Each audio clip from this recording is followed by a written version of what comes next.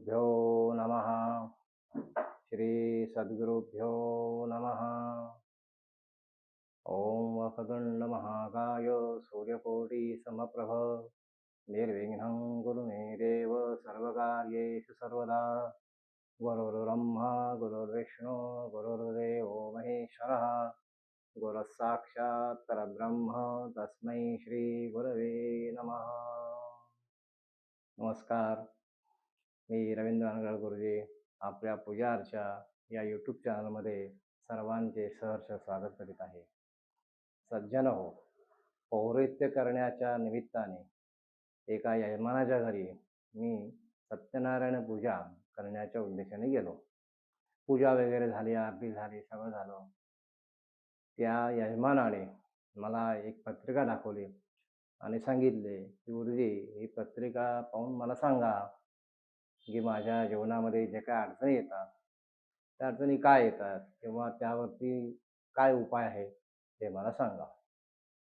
त्या संदर्भात मी काही त्याची चर्चा केली. त्या चर्चेनंतर मला त्याच्या बोलण्यावरून असं आढळलं आणि त्यांनी सगळी माहिती दिली. तेव्हा एक मात्र गोष्ट निदर्शनास आली, ती म्हणजे ती व्यक्ती चांगल्या गुरुमार्गामध्ये आहे आणि सद्गुरूंचा त्यांनी अनुग्रह घेतला असून सद्गुरूंनी सांगितलेल्या साधनेप्रमाणे मार्गदर्शनाप्रमाणे त्याचे आचरण नियमितपणे चालू आहे. मग असे सद्गुरूंची साधना करत असताना, एखाद्या सद्गुरूंचे मार्गदर्शनानुसार आचरण करत असताना पत्रिका पाहणे किंवा ज्योतिषशास्त्र पाहणे हे कितपत योग्य आहे, या संदर्भात आज आपण विचार करूया. सज्जन हो, अग्नी, पृथ्वी, जल, वायू, आकाश या पंचमहाभूत तत्वांनी ही सर्व सृष्टी निर्माण झालेली आहे. त्याचप्रमाणे या पंचमहाभौतिक घटकांनी आपलं शरीर झालं आहे. त्याचप्रमाणे तिथी, वार, योग, नक्षत्र आणि करण या 5 घटकांनी मिळून पंचांग तयार होते. या पंचांगामध्ये रोज कोणती तिथी आहे, कोणती नक्षत्र आहे, कोणता वार आहे, कोणते योग आहे, कोणते करण आहे, सर्व माहिती दिलेली असते. जन्मजन्मांतरानुसार त्या व्यक्तीने जी काही कर्म केलेली असेल त्या कर्मानुसार मनुष्याचा जन्म होतो. मनुष्याचा जन्म ज्या दिवशी होतो त्या दिवशी जे नक्षत्र असते ते नक्षत्र म्हणजे त्या व्यक्तीचे जन्म नक्षत्र असते. जन्म होताना चंद्र ज्या राशीमध्ये असतो ती राशी त्या व्यक्तीची जन्म राशी समजली जाते. मग ही जन्म नक्षत्र आणि ही जी राशी ज्या ग्रहाच्या अंकित आहे, म्हणजे ज्या ग्रहाचा, ज्या राशीचा जो स्वामी असेल, नक्षत्राचा जो स्वामी असेल, त्या ग्रहाच्या अंकित असे त्याचे ज्या व्यक्तीचे जीवन असते, अशी श्रद्धा आहे. अशी श्रद्धा अजून एक आहे की कुंडलीतील 12 ग्रह, त्या 12 ग्रहामध्ये असलेले 12 भावामध्ये असलेले जे काही सर्व ग्रह, त्यानंतर त्याचे जन्म नक्षत्र, त्याची राशी, जन्मवेळी असलेली ज्या ग्रहाची महादशा असेल तो ग्रह आणि त्याच्या गोचरामध्ये जे काही ग्रह असतील वेळोवेळी बदलत असतात, त्या ग्रहानुसार त्या व्यक्तीचे जीवनाची दशा अवलंबून असते. म्हणजेच काय, तर त्याच्या जीवनाचा क्रम त्याप्रमाणे चाललेला असतो, अशी श्रद्धा आहे.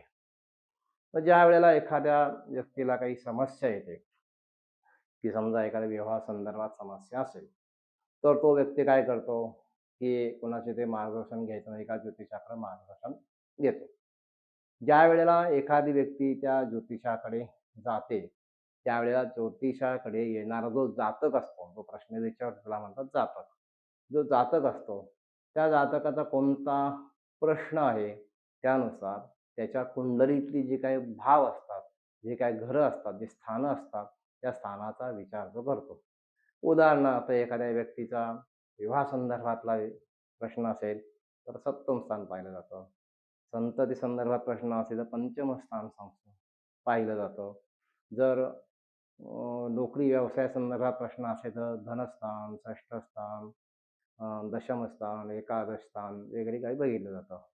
म्हणजे ज्या ज्यानुसार प्रश्न असेल त्यानुसार त्या कुंडलीचा पूर्णपणे तो ज्योतिषी चांगल्या प्रकारे अभ्यास करतो याला कोणत्या ग्रहाची महादशा चालू आहे, सध्या गुरु कोणत्या राशीत आहे, ह्याला कितवा गुरु आहे वगैरे सर्व सांगोपांग विचार करून तो त्याला सांगतो की अमुक अमुक कारणामुळे तुला अमुक अमुक अडचण येते. तर त्यासाठी मग त्यानुसार त्याला उपाय सांगतो किंवा अशी मंत्र म्हण किंवा ही साधना कर किंवा शांती कर्म कर वगैरे वगैरे तो सांगतो.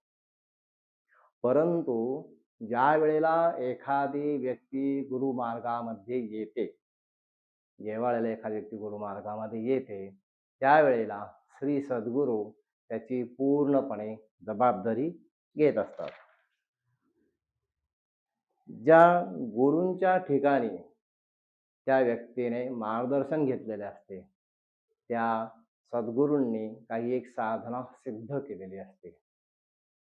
ज्या ठिकाणी ती व्यक्ती गुरुमार्गामध्ये येते, त्यावेळेला त्या गुरूंनी अनेक वर्षे तपश्चर्या करून, अनेक यमनियम पाळून, अनेक प्रकारच्या कठीण साधना, अनेक प्रकारच्या कठीण उपासना करून सर्व देवी-देवतांना, अग्नी, पृथ्वी, जल, वायू, आकाश या पंचमहाभूत तत्वांना, नक्षत्र, ग्रह, तारे ह्या सर्वांना प्रसन्न करून घेतलेले असते.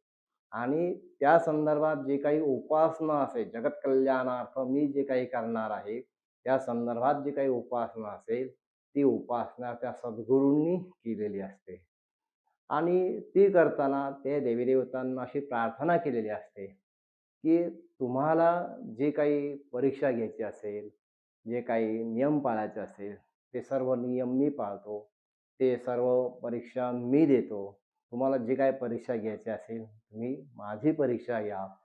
परंतु एकदा सर्व साधना, उपासना झाल्यानंतर, सर्व कष्टानंतर मी जे काही साधन सिद्ध करेल, मंत्र सिद्ध करेल, तो मंत्र आणि साधन म्हणजे माझ्या उपासनेचं अंतिम साध्य असेल.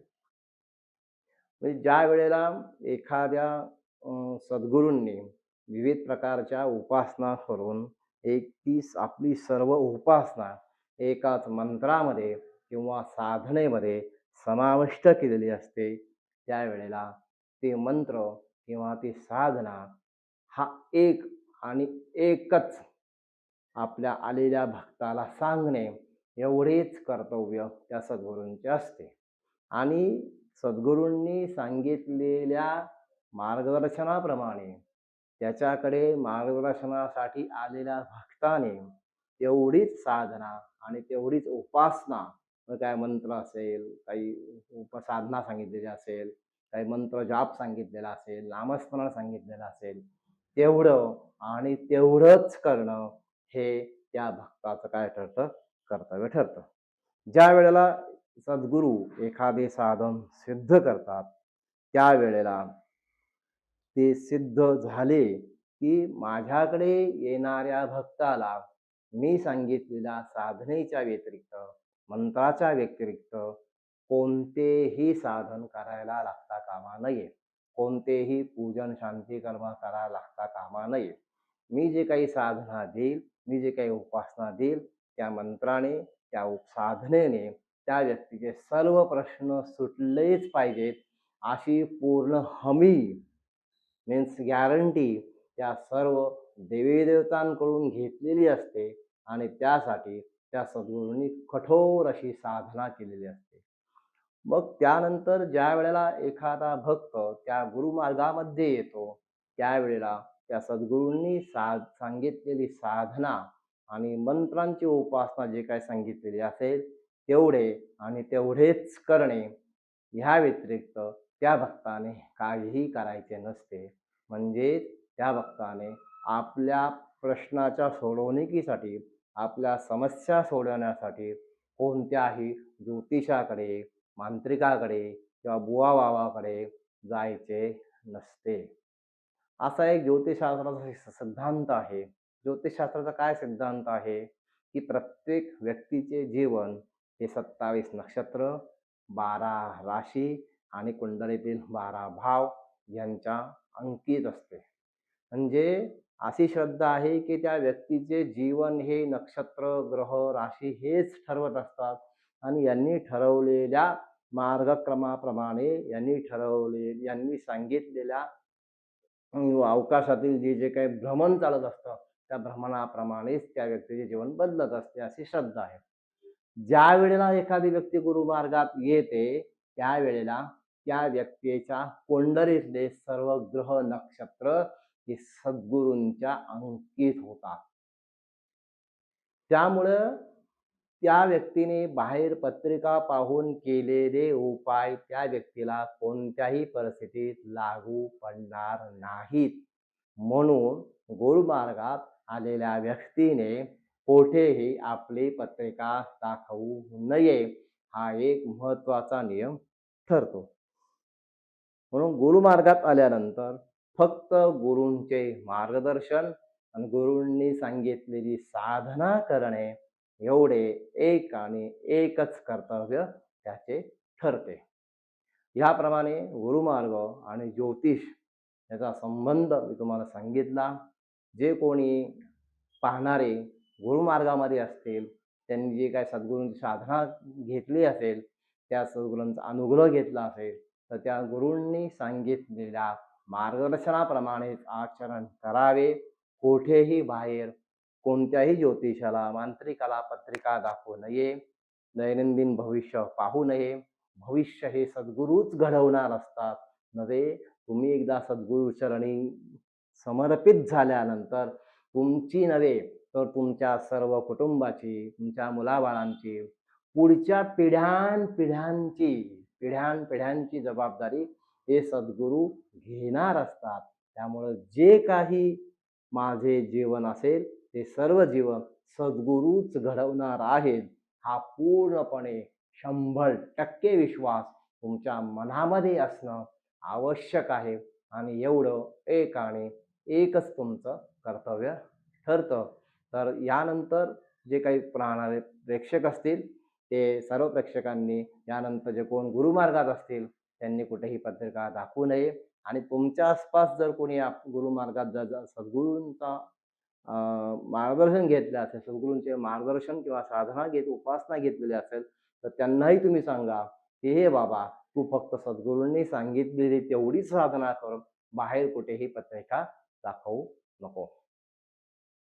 अशा प्रकारे हा पूर्णपणे सद्गुरूंच्या आणि पत्रिकेच्या संदर्भातला विचार मी तुमच्यासमोर प्रकट केला.